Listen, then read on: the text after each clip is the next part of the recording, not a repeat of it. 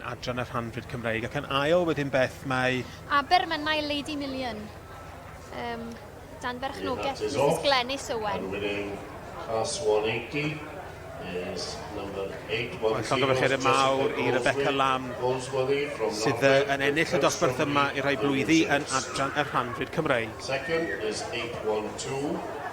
Glenys Owen from Newbron, Gwynedd, with Abermennau Lady Million.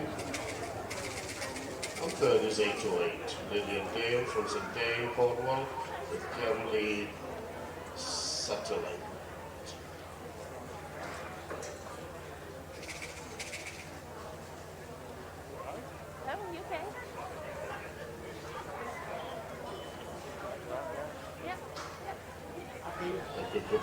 Concludes the judging of the classes. We are almost ready for the championship in the Welsh Part-bred section. You don't often have a bad day here at the Winter Fair. No, it's one of my favourites. I always look forward to it, try and do the best I can for it.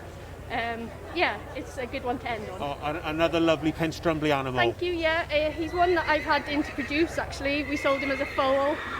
So he's owned by Jessica Goldsworthy, and I've had him for the last few weeks to put ready for today. Well, the finishing touches have been amazing. He looks $1 million. Is the owner here? Yes, she is. She's just along the front there. She's just there, yeah. She's happy, I think. Oh, well, congratulations. Yeah, brilliant. Da iawn. Diolch yn fawr. Thank you.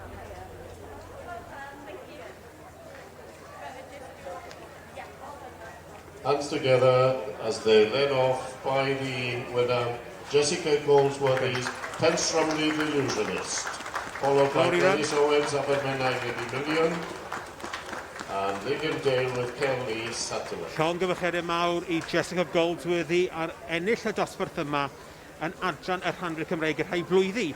Penstrumley the Illusionist. So we are in a position to move on to the championship in the Welsh Part-bred section, where